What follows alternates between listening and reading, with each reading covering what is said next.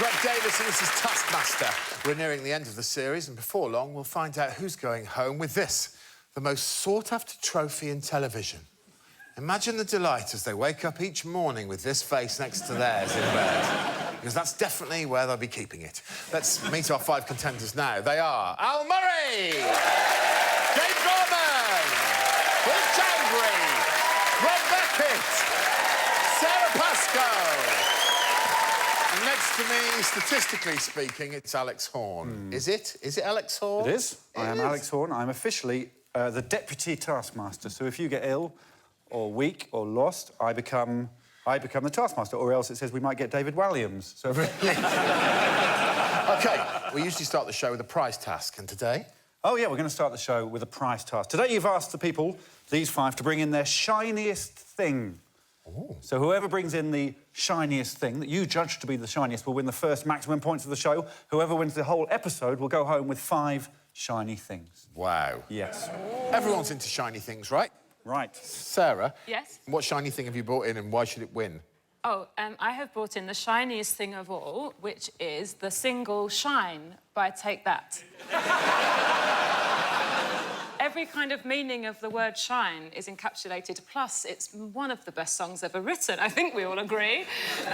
Don't we? Yeah. It seems to me your relationship with Take That's fairly complicated.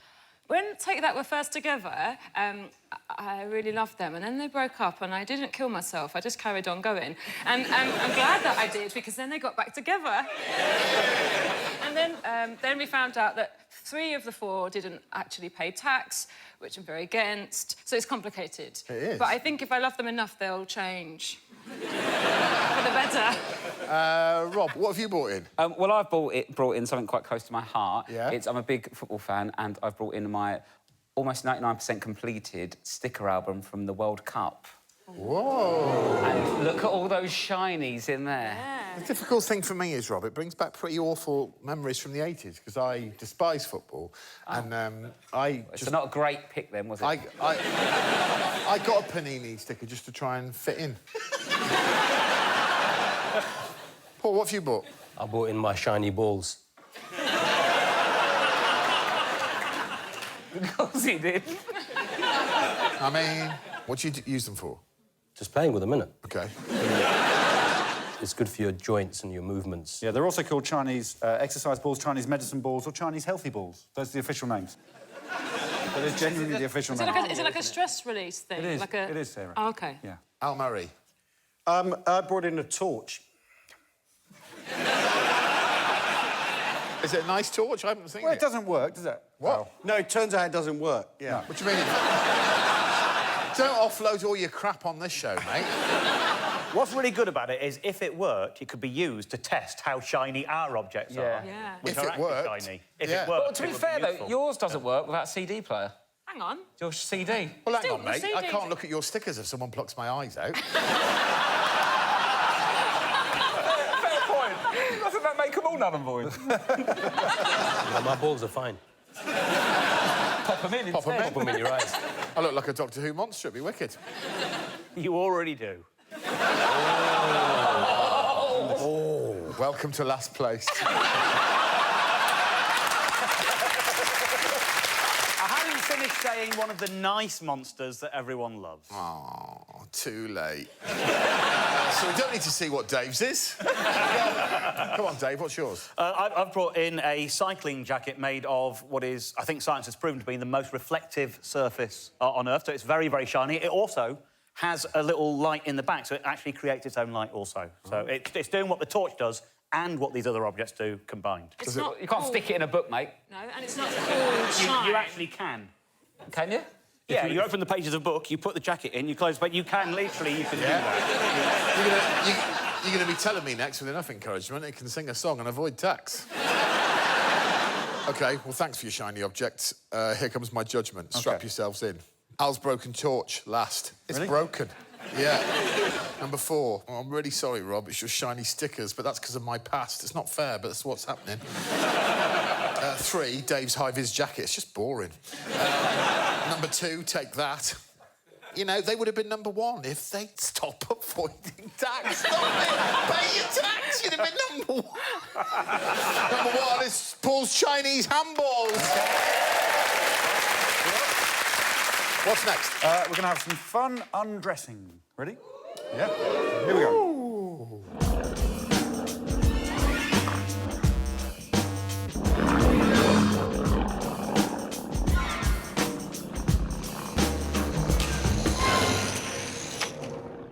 Oh, that's good, isn't it? That's a good one.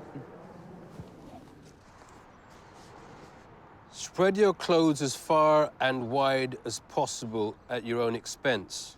You must discard 4 items of clothing that you're currently wearing. Farthest and widest wins. You have 30 minutes. Your time starts now.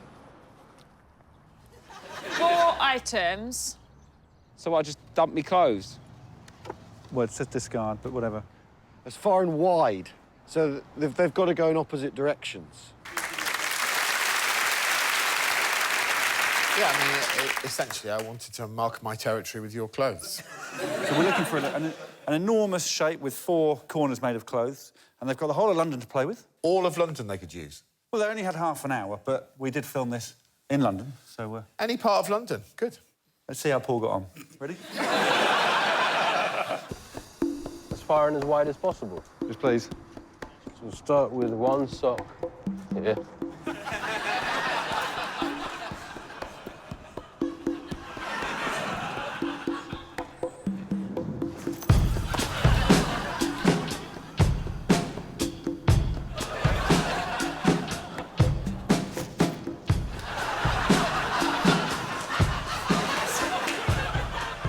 Put the other one in the other corner.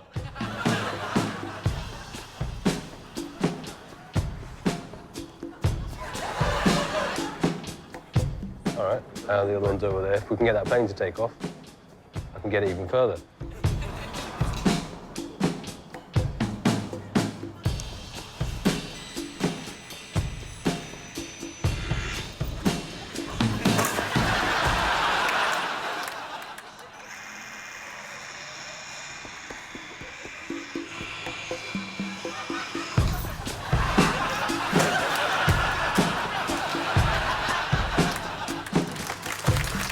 Far, isn't it?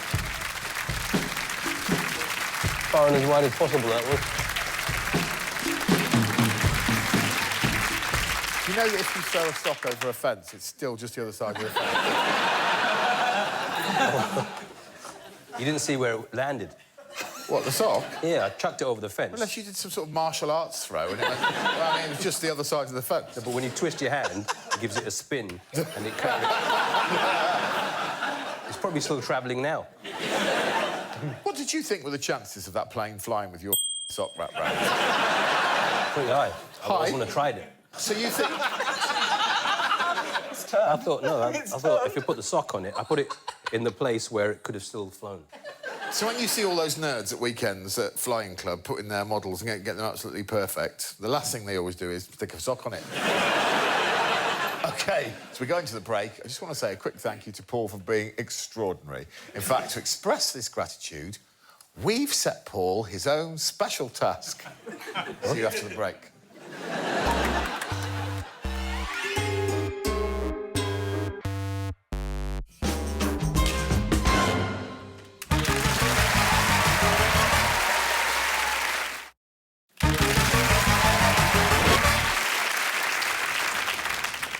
Have the most fun on this bouncy castle. You have 1 hour. 1 hour? Your time starts now. Welcome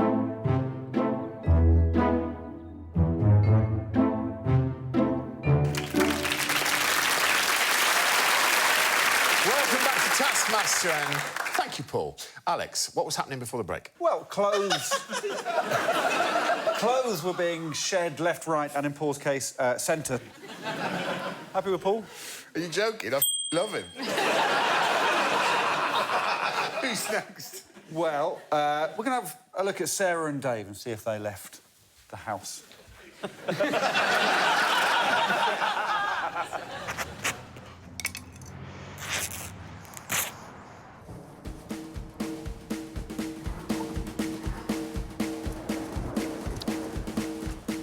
on then.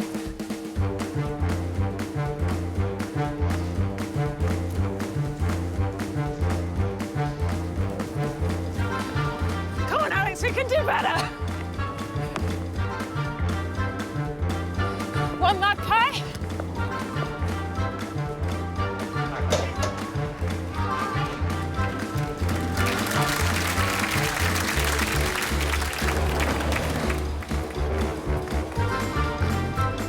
I'm going to put this bit of wood inside my sock so that it goes out to the middle of the river. Yes? And then we can watch it drift away. That's it. Yeah. There she goes. If I gave you a sock to put in your pocket, would you take it with you to the end of your journey? Can do. And whereabouts is the end of your journey? East Cheat. OK. I appreciate your help. Thank you. problem. Godspeed. Thanks, mate. Thank you. How are we doing time-wise? Halfway. Oh, great. There's no barriers, right. Well, I might as well walk this way for a little bit then. There's no bus coming.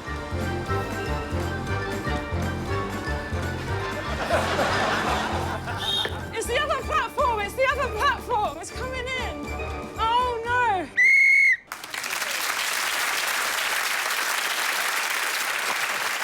Not for the first time, Sara Pascoe. Your response to a task is just to run fast. I take everything very literally. My favourite bit of the whole tape was, I don't know what it meant, the yeah that you did after you put a piece of wood in your sock and chucked it in the Thames. What do you mean? Yeah. Yeah. I felt really great about it. I felt like that's what our ancestors would have done if they needed something to go really far away. But you went in an exact straight line for 1.6 miles. Oh. Wow. So we are trying to look for an area, but it's... Am I being stupid? Are you saying that Sara ran with her sock down the Thames? We sort of ran... It was bobbing along. I mean, it was going slower than Sara, but it was bobbing alongside But it's still probably going out to sea now, which is the important thing for this task. Even though you had a time limit, you think you've taken the moral victory. Oh, so it doesn't matter how far the sock went. I've just got what we were supposed to be doing. Oh, I understand it now. I got it. I should have put a sock over a plane. Now it makes sense. Exactly. Well, that sort of explains your Forrest Gump reaction to tasks now. Dave, you used some clothes mules. Yeah. Yeah. Yeah, I got a bus. Yeah. And then got off the bus leaving a sock. Yeah. There, so that travelled. Yeah, and lovely. Yeah. All makes perfect sense. You got a round of applause when you got on a bus using public transport. Very impressive. None of this quite explains why you took a knife to one of your shirts. Because we were doing 4 items of clothing, and I split one of my 4 in 2 so that they could go in opposite directions, so I had 5 nodes to play with instead of 4 to give me further breadth. Maybe it's not an item of clothing, half a shirt, unless you're howling mad. No. but if one half of a shirt is here and one half of a shirt is there, that shirt is spread. It's a broken shirt. It's no longer an item of clothing. It's like when David Banner turns into the Hulk. It's He doesn't exactly then like put that. the Hulk's shirt back on. Yeah. It's they 2 pieces of a shirt. You can't say. I would say that shirt has been spread, and I think their reaction to hearing it says that they agree with me that shirt has been spread. What a shame they have no power. He did use the word... Did he use the word nodes? Yeah, I did. He did use nodes, and that almost got me back on side. Dave Gorman's in the lead.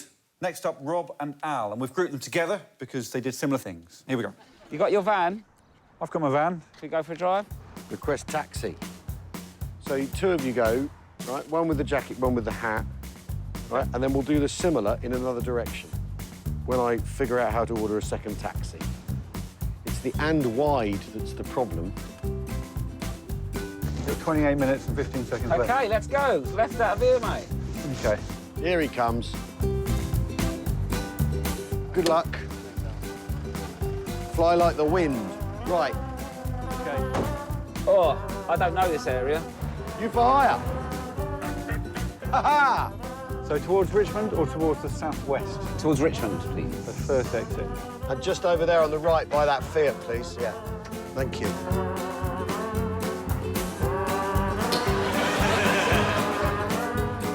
just drop it out the window. If you want, yeah. Is that discarded, isn't it? Right. Okay. Socks gone. Socks are gone.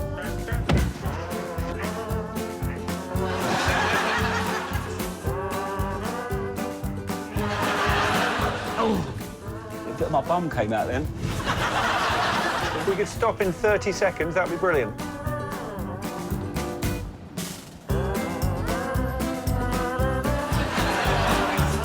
And 5, 4, 3, 2, 1, stop.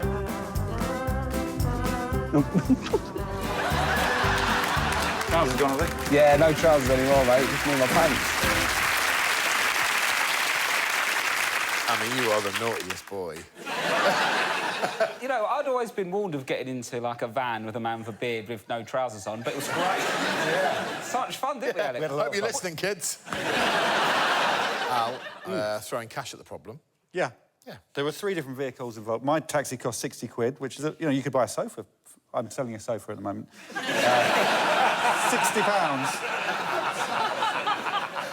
And what it did well was the clothes went in different directions at the same time. You paid a man to just walk with some clothing. Yeah. Yeah. You're going to be on a loss at the end of this series, the amount of money you spent on... Yeah. What price glory? Currently £340. Well, have we got some statistics or what? Yes, do you want to see it? Well, what I've done, I've plotted it on a map. It's my sort of thing. So we can see the distances covered here. We're going to look at Sarah's, first of all, in green. It's quite narrow, so it's a total of 0.02 square miles. Then we've got Dave's in blue. It's more of a shape. It's 0.3 square miles. And in red, we've got Rob's. 2.7 square miles. Then finally, in purple, nearly finally, in purple, Al Murray, 6.2 square miles. Bam! And wait. We're going to zoom in. In pink. In pink. Paul Chowdhury's clothes covering 0.0001 square miles, pretty much the same as his clothes. Yeah, chuck it over a fence, stick it on a plane. Bam. So, Al Murray was the winner of the task. I'd like some scoreboard, Alex, if I could, please. This is our 15th show, and for the first time ever, we have joint leaders. Whoa! 6 points each.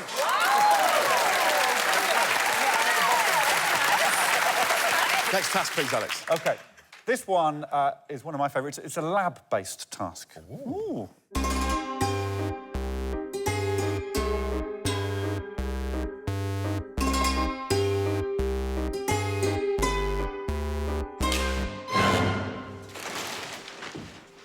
Oh. Hi. Nice to meet you. Morning. Oh. Hello, mate.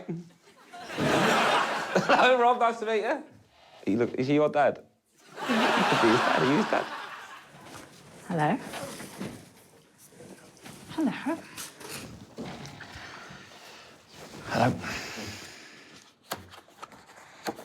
Find out what this gentleman did for a living. You can ask him any question, but you must whisper at all times. The gentleman can only nod or shake his head. Oh, the gentleman can only lie. Oh, man. Fastest wins. Your time starts now. Is everyone getting someone dressed up as their future self?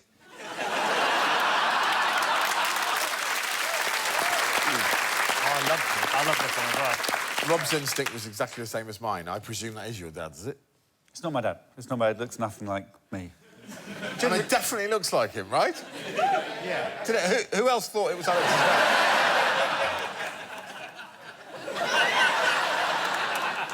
Nothing like me. It's not my dad. His name is Hugh. He's 83 years old. Same age as Michael Caine. But we couldn't get Michael Caine because people know he's an actor and also he hates people whispering. So the rule is they had to whisper. These guys had to whisper. Yeah. And he could only nod or shake his head. And he's your dad. He's not my dad. Terrible timing, but we have to stop now for a break. Back soon.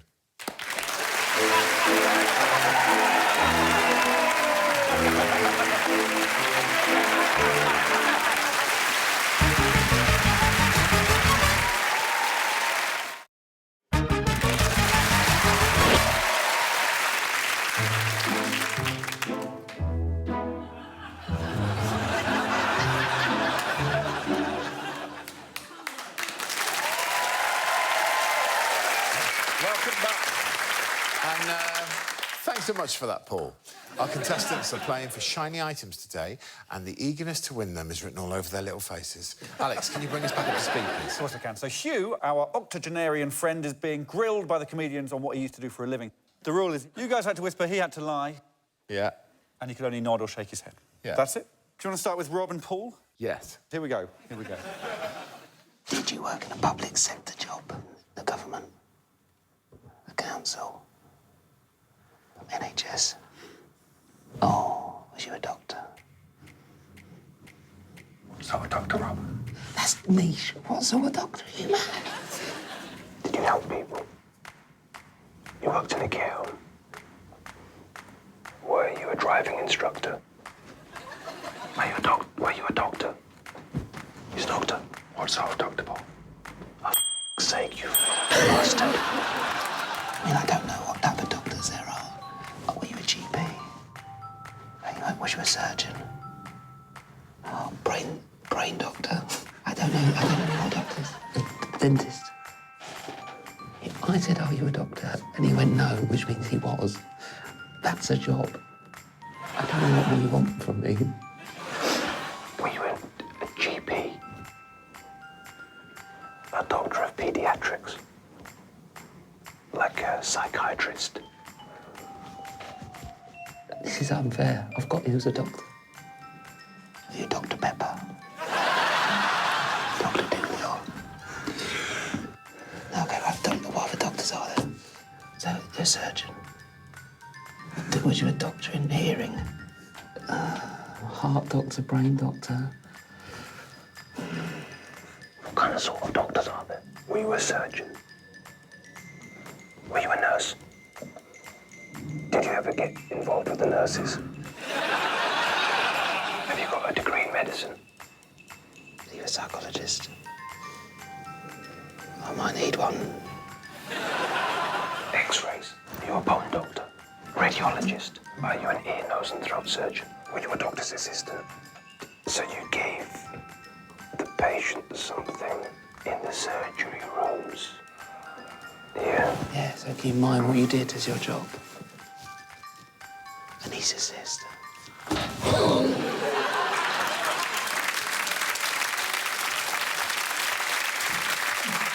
That's hard work, wasn't it? Anesthetic doctor. He's an anesthetic doctor. What's that called? When you put people into anesthesia. Are you saying anesthetic doctor? An anesthesis. A what? An anesthesis. A what? Anesthesis. Thank you, Paul.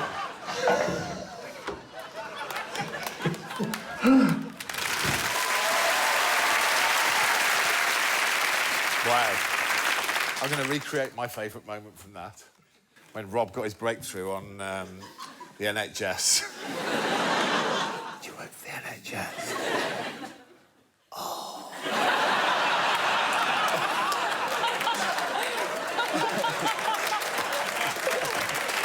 Rob got NHS very early, but then spent a long time after that pinning it down. Ages. You then said Go on. things like Captain Birdseye, head of the NHS. It took a... I was in there for about 2 days. You both seemed very angry that you had to get the type of doctor. Well, yeah, because he said what job it is. As a doctor, that's your job, isn't it, if you're a doctor? Yeah. He shouldn't have said yes. The trouble is, yeah, he is Dr. Hugh, but he's an anaesthetist. I struggle with that word as well, Paul. Can you say it now?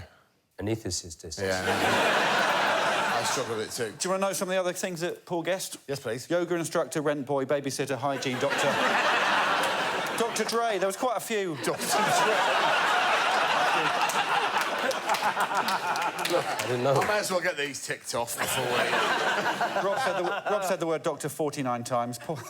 Paul said the word doctor 63 times. He made 15 sexual references and he swore 23 times.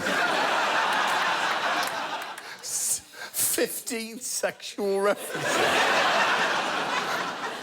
Rob took 10 minutes and 5 seconds to discover the truth. OK. Paul, slightly longer, 42 minutes and 7 seconds.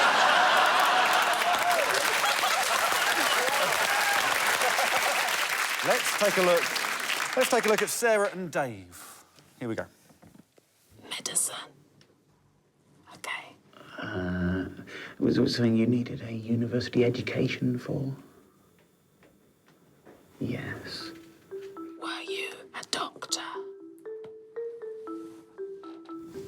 No, I'm getting very confused about what's... Can you make sure you whisper, please, Dave? Did your job begin with the letter A? Wow, OK. I didn't expect to go that well. Right, were you an architect? That's the only job I can think of that begins with an A.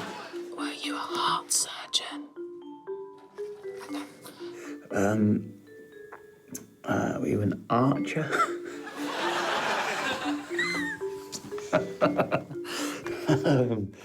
Oh, God, I've really hamstrung myself by knowing it begins with an A now. Did you ever get to go in an ambulance? Were you a paramedic? Okay, were you an ambulance driver? No. a general practitioner. Did you ever use an X-ray machine? Were you a nurse?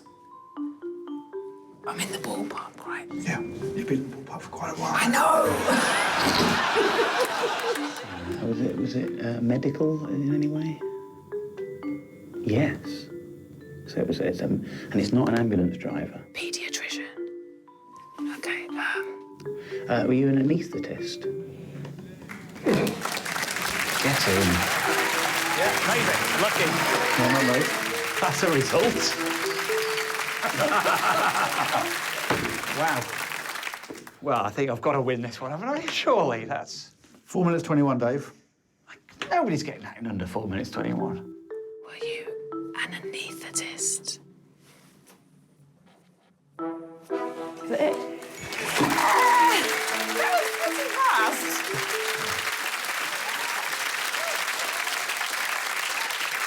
Sarah seems very efficient to me. A couple of highlights from Sarah. Did you make babies in a test tube?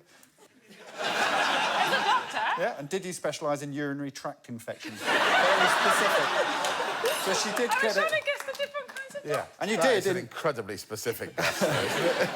8 minutes 31 she took, so it's pretty impressive. She's into the lead. But obviously we heard that Dave did it in 4 minutes 21, so currently in the lead with 1 to go. That was good. It was good. It was. It was. Al?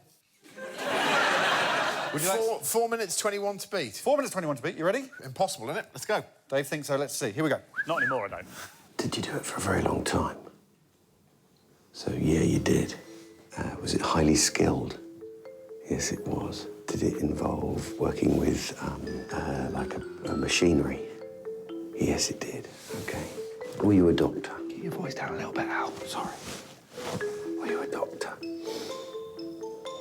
Yes. So you were a GP. Were you a GP? No. Were you a surgeon? No. An anaesthetist?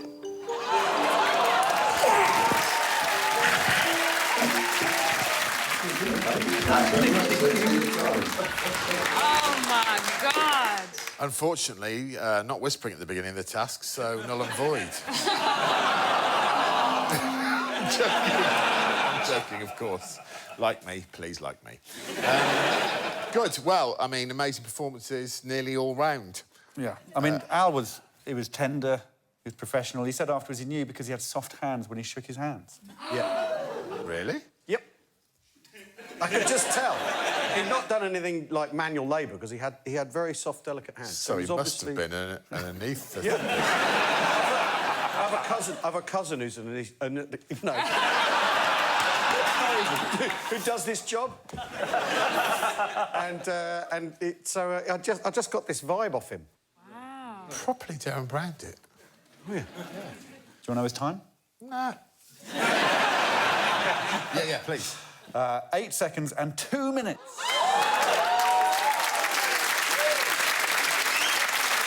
Tell me how it's affected the scoreboard, will you? Well, obviously, they are now no longer on the same score. They're all on different scores, and Al Murray is in the lead. Bam!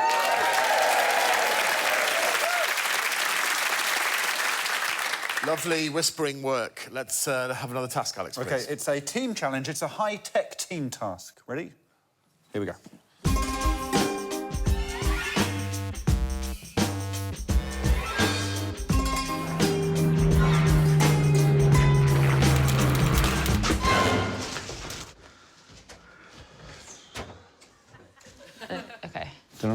Okay, you read it. OK. P51D Mustang. Is that a good one? Yeah. Make the most special effect. Make the most special effect. You have 1 hour. Your time starts now. A special effect, so they've got green screen. Yeah. If one of us wore a green outfit, we could fly this aeroplane across this amazing landscape that we put in later. Oh, yeah, Is that yeah, you'd be the the most wizard. special effect? But your Well, face... it's pretty special. Yeah. I could try and be King Kong. Yeah, that's what I mean. So then So you like, can come in, like, really angry. I can do a chimp face. So it's like this horrible monkey. It's like, come in. Well, then we could tell a story, we could do anything. We could make us all disappear. Independence Day. Big Mama's House. Pick a film. Some very interesting team dynamics straight away, I thought. Some very sensible suggestions from Dave and Al, followed by Paul listing terrible films.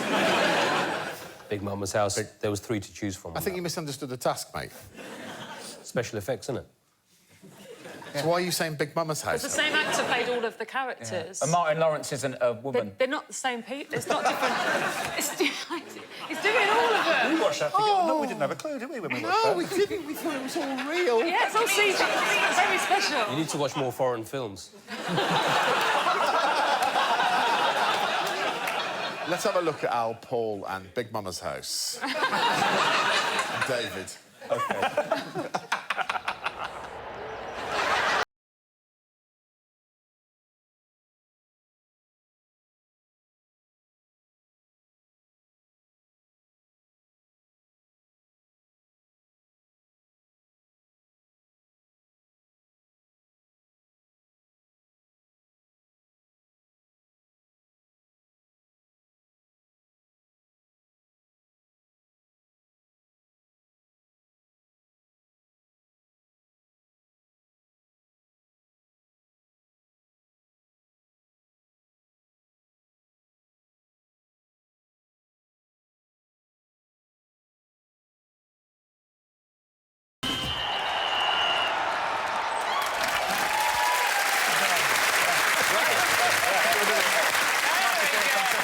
I mean, you pleased with it? Yeah. Bit different to Big Mama's House, but that's as close as we could get to it. I mean, you've been sacked by the end of the film, it seems. Your character, that's gone. Yeah, there's a sequel to that coming out soon, I think. Can we talk through the narrative of the film? I could talk you through it, because I watched it. What it is... I don't want to read too much into it, but at the beginning there's a man who's got a head, but another head on top of the head. But he's hidden one of his heads is reading the paper, and the other head is Al Murray, the comedian. Am I right so far? Well, I had no idea it was an autobiographical piece. And then the ball hits it, and then Al Murray's head is in the air. And you're like, oh no, I'm really worried about Al Murray. And then occasionally... Can I stop you, Sarah? Yeah. I'll just tell you now that I don't know whether people will be going, oh no, I'm worried about Al Murray, because Al Murray's disembodied head was smiling throughout. Also, sometimes for the viewer who might get scared too easily, he occasionally just came out of the green screen so you could see his trousers and had to remember what it was and stop worrying. It's all Yeah, pretend. that's special. That's a special effect. Yeah, it's very That unusual. was one of our special effects. Was Yeah, to keep... sometimes the word special can mean bad. Right, I think this is as good a time as any to take a quick break. When we return, we'll see Rob and Sarah's potentially Oscar-winning short film. Then all 5 will hit the stage for the final task of the show. Bye-bye for now.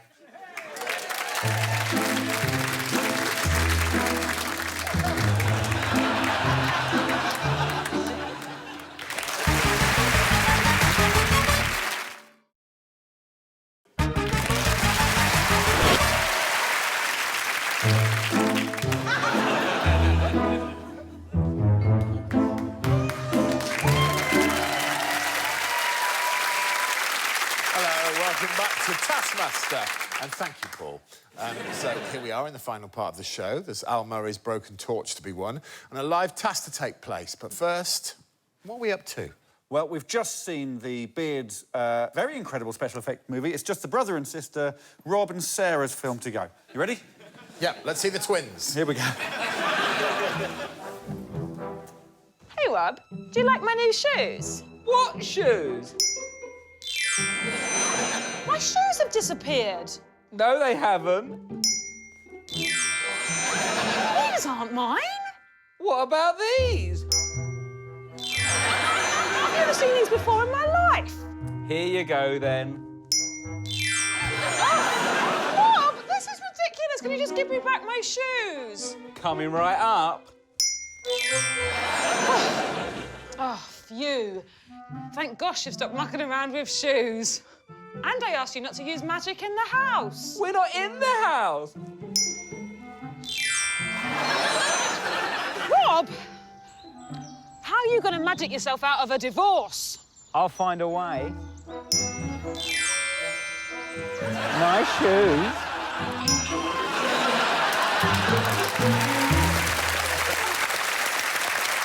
Introducing them as brother and sisters, taking a sinister twist, hasn't it? Shoes were the least of our worries. I think regardless of their relationship, it's a fairly sinister film. I'm intrigued. What was your understanding of it, Al? What do you think was going on there? Well, they were doing a thing where they were making shoes appear and disappear. Correct. Yeah.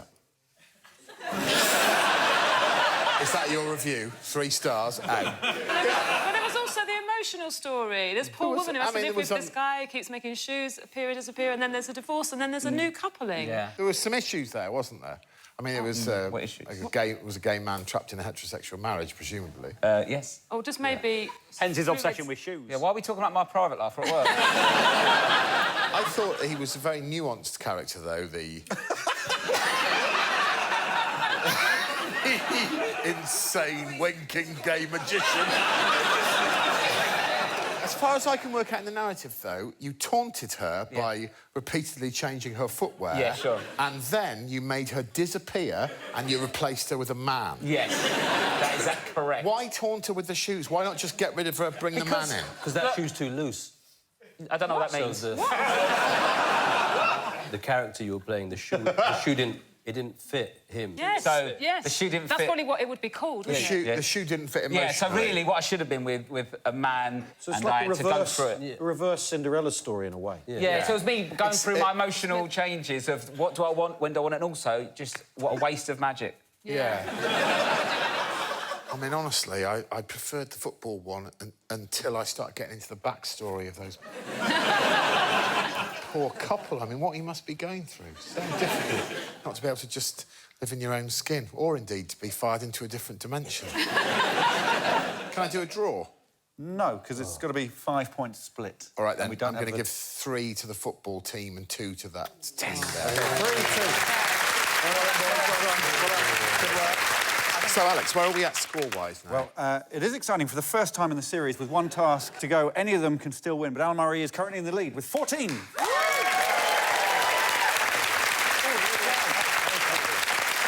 Right, one of our contestants is going to go home safely in Dave Gorman's high-vis jacket. To find out who that person is, we need them all to participate in one final contest. Will you please make your way to the stage for the final task of the show?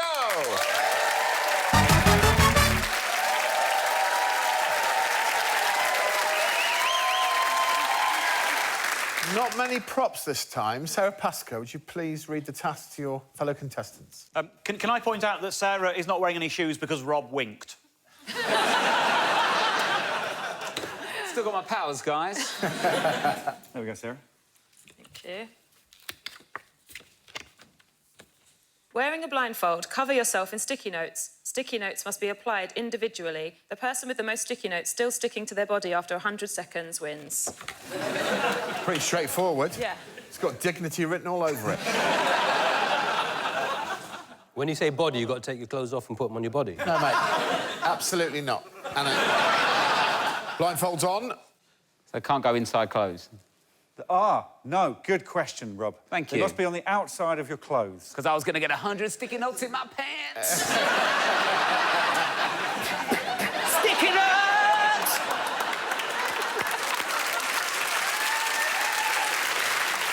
The problem with this is I can't see anything. It does make it harder, doesn't it? OK, blindfolds on. Good luck. Off they go.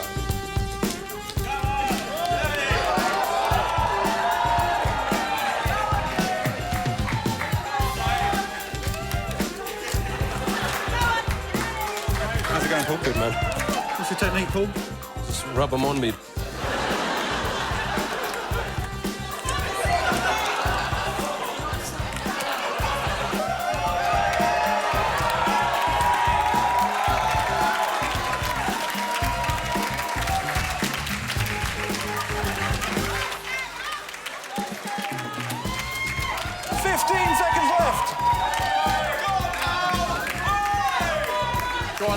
back to the jeans. 5, 4, 3.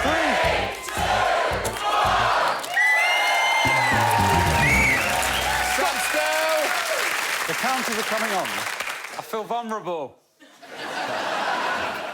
Is everyone else standing there like this, or is it just me? Rob, it's so weird. Dave, you get extra marks for your comedy eyelashes, though. I'm going to hold you to that. The sticky notes are being counted. Please join me down here. We'll find out the final scores.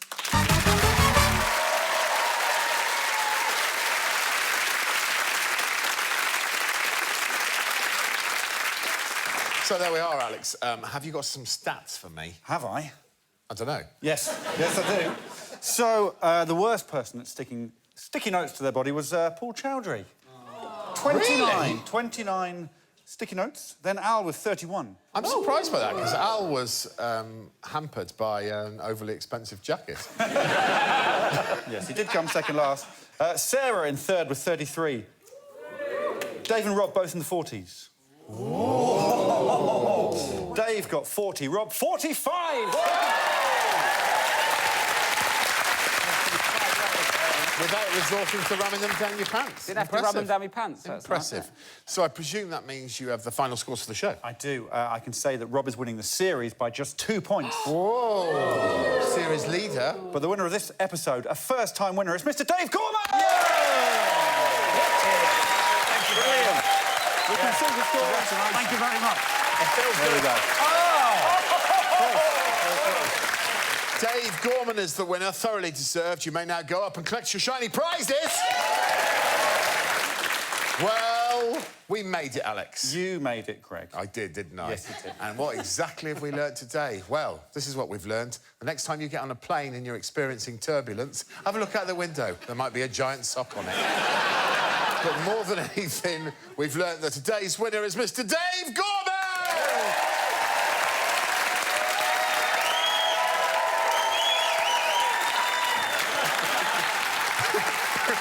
Congratulations to Dave, commiserations to everyone else. Thank you. I love you all. Good night.